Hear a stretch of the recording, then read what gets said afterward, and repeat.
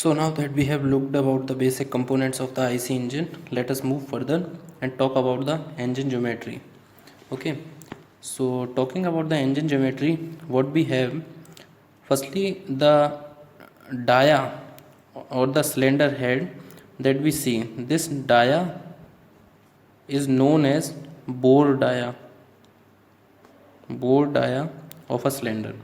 Okay, and if we take its longitudinal view, it may be viewed as somewhat like this.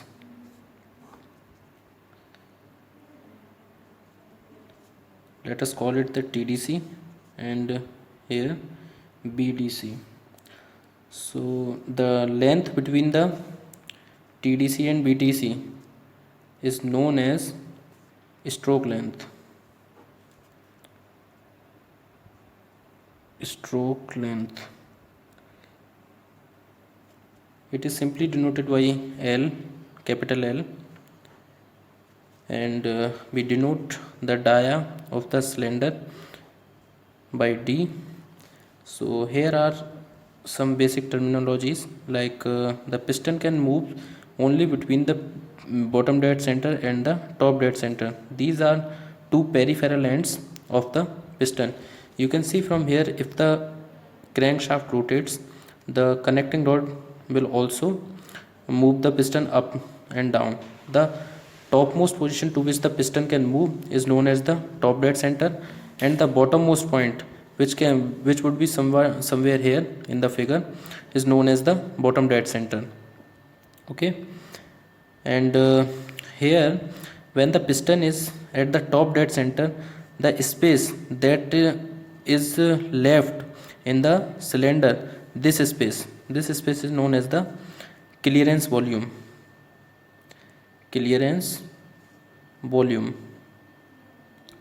It is denoted by BC, and the volume that is left over is known as the swept volume. This is known as swept volume. It is denoted by BS. Now we can derive a formula for swept volume, that is swept volume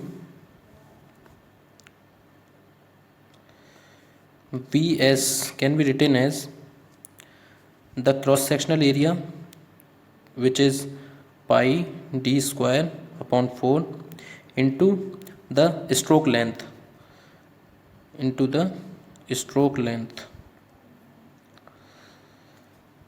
so we can have it as pi d square by 4 into L. So it is known as suction volume and also stroke volume